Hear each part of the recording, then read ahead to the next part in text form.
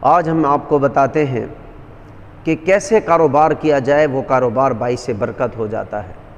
حضرت عبد الرحمن بن عوف رضی اللہ تعالی عنہ جب مکۃ المکرمہ سے مدینہ منورہ ہجرت کر کے آئے تو ان کے پاس کچھ ایسا سرمایہ نہیں تھا کہ جس سے وہ کاروبار کر سکیں یا مالدار کی کوئی صورت نظر آئے۔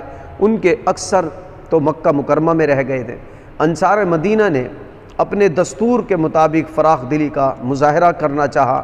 کسی نے کہا اے عبد الرحمن بن عوف رضی اللہ تعالیٰ عنہ میرا ایک باغ لے لیں، کسی نے کہا میرا یہ مال لے لیں، لیکن عبد الرحمن بن عوف رضی اللہ تعالیٰ عنہ نے فرمایا مجھے تو تجارت کا راستہ دکھاؤ، منڈی کا راستہ دکھاؤ، میں کاروبار کروں گا، اللہ مجھے برکت دے گا۔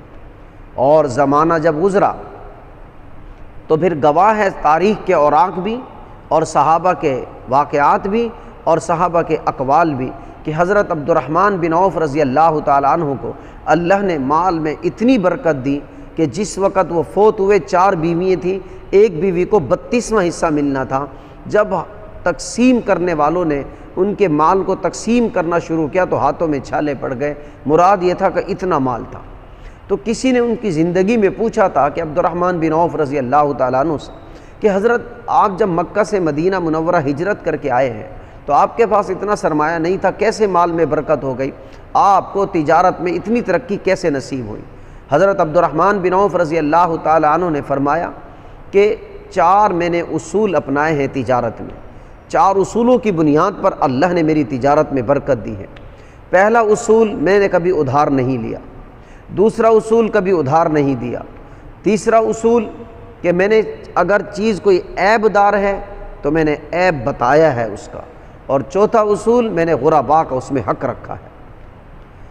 اس پر حضرت عبد الرحمن بن عوف رضی اللہ تعالیٰ عنہ کی اس بات پر ایک سوال کیا کہ یہ چلو ادھار نہیں لیتے تھے، یہ تو قابل تعریف بات ہے، لیکن ادھار دیتے نہیں تھے، یہ تو قابل تعریف بات نہیں۔ کوئی حاجت مند ہے، ضرورت مند ہے، وہ ادھار لینا چاہ رہا ہے تو عبد الرحمن بن عوف رضی اللہ تعالیٰ عنہ ادھار نہیں دیتے تھے، یہ تو قابل تعریف بات نہیں ہے۔ تو فرمایا کہ نہیں، میں نے اس کے لیے ایک مدد رکھی ہوئی ہے، اپنے نفع سے کچھ رقم میں نکال کر علیحدہ رکھ لیتا ہوں تاکہ اگر کسی کے پاس قرض پیسہ نہیں ہے تو وہاں سے پیسہ لے کے اپنے نقد مجھ سے معاملہ کرے تاکہ اس پر بھی بوجھ نہ ہو۔ رہی بات میں نے لوگوں کا حق رکھا ہے تو میں ایک مخصوص حصہ نفع کا علیحدہ کر دیتا ہوں روزانہ، اللہ اس کی برکت سے مجھے 10 گنا برکتیں عطا فرماتے ہیں۔ تو تاریخ میں یہ بات آتی ہے، حضرت عبد الرحمن بن عوف رضی اللہ تعالیٰ عنہ نے ایک کمرے میں اپنے نفع کا ایک مخصوص حصہ جس میں صرف غرباء کا حق تھا اس میں ڈال دیا کرتے تھے۔ تو ایک زمانہ آیا وہ کمرہ بھر گیا، لیکن حضرت عبد الرحمن بن عوف رضی اللہ تعالیٰ عنہ نے اس خزانچی کو یہ بات تنبیہاً فرمائی تھی کہ اگر کوئی سائل آئے تو گن کر نہیں دینا، اس لیے کہ میرے نبی کا فرمان ہے یبن آدم انفق ولا تحصی، اے آدم کے بیٹے خرچ کر پر شمار کر کے نہ کر، اس لیے کہ تو شمار کر کے دے گا اللہ تجھے گن کر دے گا، تو ان گن دے گا اللہ تجھے ان گن دے گا۔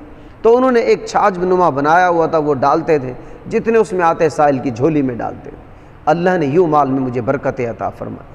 اگر ہم بھی آج یہی 4 اصول اپنا لیں، کوشش کریں ہم ادھار نہ لیں، ادھار نہ دیں، اور ہم عیب دار چیز کو عیب دار بتا کر دیں، اور ہم غرباء کا ایک مخصوص حصہ روز نکالیں، تو وہ دین بعید نہیں ہے جب اللہ ہمارے تجارت اور مال میں بھی برکتیں دے گا اور ہم بھی اس دنیا میں مالدار کہلائیں گے۔ آج ان 4 اصولوں پر ہمارا عمل نہیں ہے، اس لیے ہر چھوٹا اور بڑا، ہر دکاندار، چھوٹی دکان ہو یا بڑی دکان، ریڑھی والا ہو، وہ تاجر ہو، وہ مزدور ہو، وہ اونچی دکان والا ہو، ہر ایک پریشان ہے، اس لیے کہ ادھار لیتا ہے، سارے ادھار پر کاروبار چلا رکھا ہے اور ادھار دیتا بھی ہے، اور عیب دار چیز کو عیب دار بتا کر نہیں دیتا، کوشش کرتا ہے کہ اس کا عیب چھپا کر میں بیچ دوں۔ تم لوگوں سے عیب چھپاؤ گے، اللہ سے کیسے عیب چھپاؤ گے جس اللہ نے اس مال میں برکتیں دینی ہے؟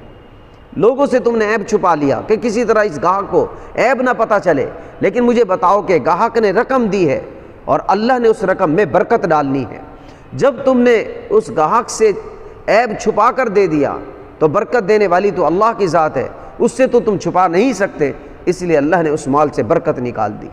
اور ہم دوڑتے رہتے ہیں کہ ہمارا کام بن جائے.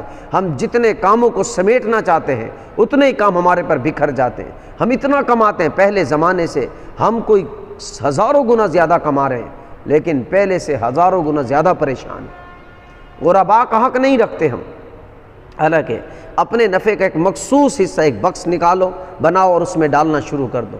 آپ دیکھو گے اللہ آپ کو ہر روز 10 گنا برکت عطا فرمائیں گے، اور ایک زمانہ آئے گا کہ آپ اس دھرتی کے مالدار آدمی بن جاؤ گے. ہم نے بہت ساری مثالیں دیکھی ہیں، مشاہدہ کیا ہے. بڑے بڑے تاجروں سے جب بات کی ہے تو بعض تاجر ایسے نکلے کہ میں ریڑھی لگاتا تھا، کوئی کہتا ہے میں چھاپا فروش تھا، کوئی کہتا ہے میں یہ کرتا تھا، لیکن میں نے ہمیشہ غرباء کا ایک مخصوص حصہ الگ نکالا. اللہ نے اس کی برکت سے مجھے مالا مال کر دیا. تو جس نہج سے ہم نے مال کمانا ہے، جس طریقے سے اگر ہمیں مالداری مل سکتی ہے اور برکتوں والی، وہ شریعت مطہرہ کا راستہ ہے. یہی وہ 4 اصول ہیں جن کی بنیاد پر آج ہم اب مالدار بھی بنیں گے اور ہمارا مال برکتوں والا بھی ہوگا. لیکن جب 4 اصول ہم نے چھوڑے ہیں تو ہم نے کروڑوں روپیہ کما کر بھی بے سکون ہو گئے. ہمارے بیماریاں اتنی لگ گئی، کما کر ہم نے صحت گوائی، پھر صحت کو لانے کے لیے کمایا ہوا گوا دیا. جب ہم دنیا سے جا رہے ہیں، نہ مال بچا ہے نہ صحت بچی ہے. تو میرے محترم بھائیوں، اصول اپناؤ، نمازوں کی پابندی کرو. فرائض کی پابندی کرنے سے مال میں برکتیں ہوتی ہے.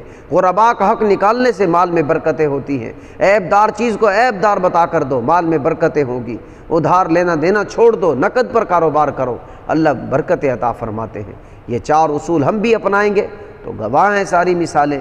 جیسے اللہ نے ان کو برکت دی ہے، اللہ ہماری تجارت میں بھی برکت عطا فرمائے.